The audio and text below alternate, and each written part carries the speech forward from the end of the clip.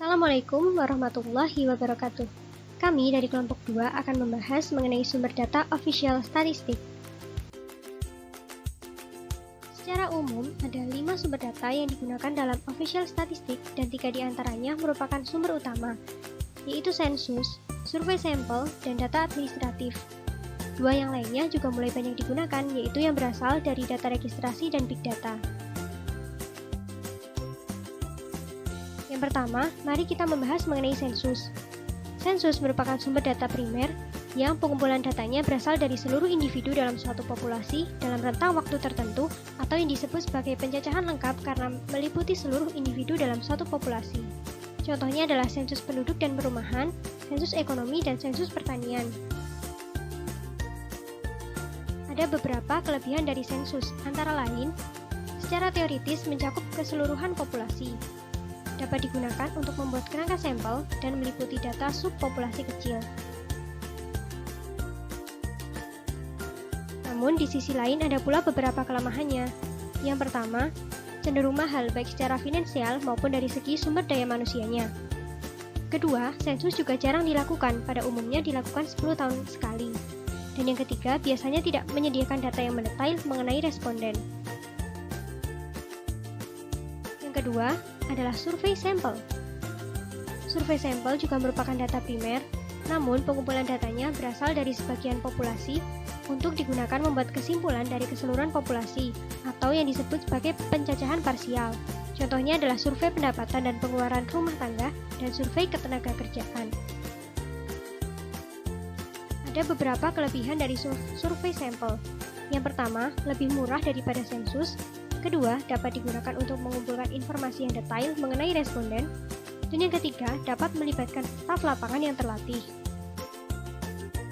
Namun tetap ada beberapa kelemahannya seperti rentan terjadi sampling error, tidak dapat digunakan untuk membuat kerangka sampel, dan harga yang tinggi untuk setiap observasi dan memiliki potensi beban respons yang tinggi.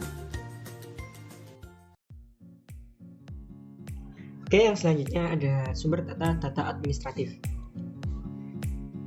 Data administratif ini berbeda dengan 2 sumber data sebelumnya, di mana jenis pengumpulan data ini tidak dilakukan secara langsung, tetap dikumpulkan oleh bagian lain dari pemerintahan untuk keperluan administratif.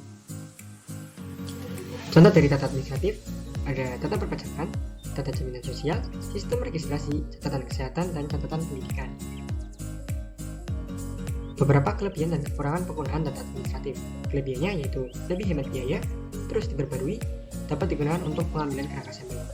Terdapat juga beberapa kekurangan, yaitu berlawanan dengan kebutuhan statistik, data kurang berkualitas, dan juga tidak merepresentasikan kondisi yang sebenarnya atau bersifat bias.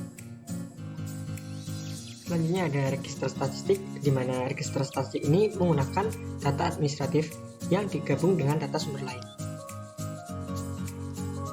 Selanjutnya ada contoh studi kasus pada Australian Bureau of Statistics. Data administratif yang merupakan salah satu jenis sumber pengumpulan data ini akan digunakan sebagai salah satu sumber untuk pelaksanaan sensus 2021 yang diselenggarakan oleh ABS. Dan juga terdapat beberapa data administratif yang pernah digunakan oleh ABS, antara lain informasi tentang pekerjaan dan gaji yang dirilis oleh kantor perpajakan Australia. Selanjutnya ada data transaksi supermarket yang digunakan oleh ABS untuk menyusun indeks harga konsumen. Sumber data yang selanjutnya yaitu Big Data. Big Data merupakan salah satu data yang potensial yang dapat digunakan sebagai sumber data official statistik. Namun, penggunaan Big Data untuk official statistik masih terbilang dalam tahap awal karena jika dilihat dari kualitas data dan privasinya, Big Data masih memiliki beberapa masalah. Selanjutnya ada karakteristik Big Data, yaitu yang pertama ada volume. Sumber Big Data berisi lebih banyak catatan dibanding sumber data lainnya. Selanjutnya ada velocity. Maksud dari istilah ini yaitu kecepatan pertumbuhan atau perkembangan big data tidak dapat kita kontrol sehingga kita sulit untuk mengolah data tersebut dengan teknologi konvensional. Yang terakhir ada variasi. Big data seringkali tidak terstruktur dan kita perlu memprosesnya secara intensif sebelum dapat digunakan untuk keperluan statistik. Dan yang terakhir ada penggunaan big data oleh Australian Bureau of Statistics. ABS telah menggunakan big data untuk memenuhi kebutuhannya. Contohnya antara lain data mengenai demografi, data pembiayaan rumah, data pajak bisnis, dan data bea cukai. Sekian dari kelompok kami. Wassalamualaikum warahmatullahi wabarakatuh.